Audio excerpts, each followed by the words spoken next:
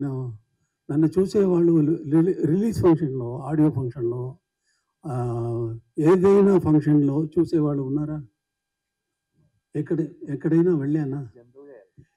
ఇక్కడ వచ్చానంటే కొత్త వాళ్ళు ఫస్ట్ టైంగా అటెంప్ట్ చేస్తున్నారు, వాళ్ళు ఎంకరేజ్ చేయాలని ఇక్కడ వచ్చాను. అదే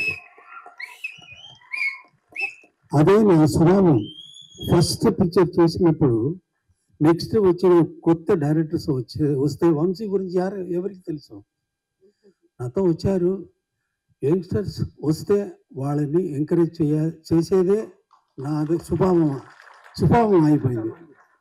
అలాగే భారతి రాజా వచ్చినప్పుడు భారతి రాజా కాదు, నేను నాతో వచ్చినప్పుడు భారతి రాజా కాదు, మణిరత్నం కాదు, వంశీ కాదు.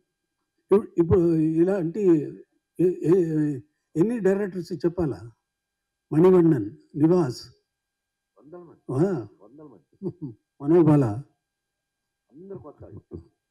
అదే వాళ్ళ కోసం నేను వచ్చాను కాబట్టి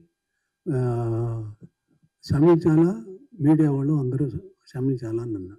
సార్ ఇళయరాజా గారు సార్ ఇళయరాజా గారు, నేను మిమ్మల్ని క్వశ్చన్ ఏమి అడగనండి. జస్ట్ దట్ ఏంటంటే ప్రొడ్యూసర్కి ఫస్ట్గా థ్యాంక్స్, మిమ్మల్ని మా ముందు కూర్చోబెట్టారు, అది మాకు అదృష్టంగా భావిస్తున్నాం.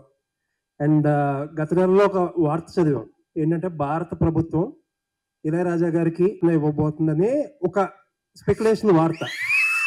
ఒకవేళ ఆ వార్త కనుక నిజమైతే మేమనేది ఏంటంటే ఇళయరాజా గారికి కొత్తగా తెచ్చే గౌరవం ఏమి ఉండదు, భారత ప్రభుత్వానికి కానీ, భారతదేశానికి కానీ, లేకపోతే భారత ప్రజలకు కానీ మాకు ఒక గౌరవం ఇచ్చుకోవడానికి ఇన్నాళ్ళుగా కుదిరిందని అనుకుంటాం. Thank you sir, thank you for all your. ఆయనకి ఇది రావాలని మనం అందరం ఆ భగవంతుని మనస్ఫూర్తిగా కోరుకుందాం. భారతరత్నతో ఆయన వచ్చిన రోజున మీరన్నట్టు వదలకుండా మళ్ళీ మనం బ్రదర్ మనం అందరం కలిపి ఆయన్ని హైదరాబాద్ లో సన్మానం చేయాలి. తప్పకుండా సార్, థ్యాంక్ యూ. మిమ్మల్ని క్వశ్చన్ లో తీసుకొని అంటున్నారు కాబట్టి మిమ్మల్ని ఇబ్బంది పెట్టే ఉద్దేశం లేదు. Thank you sir. ఖచ్చితంగా. సో వారు థ్యాంక్ యూ ఇళయరాజా గారు, మరొకసారి ప్రత్యేకమైన కృతజ్ఞతలు తెలియజేసుకుంటున్నాం. Thank you so much. పాట ఎప్పటికీ, మీరెప్పటికీ మాతోనే ఉంటారు.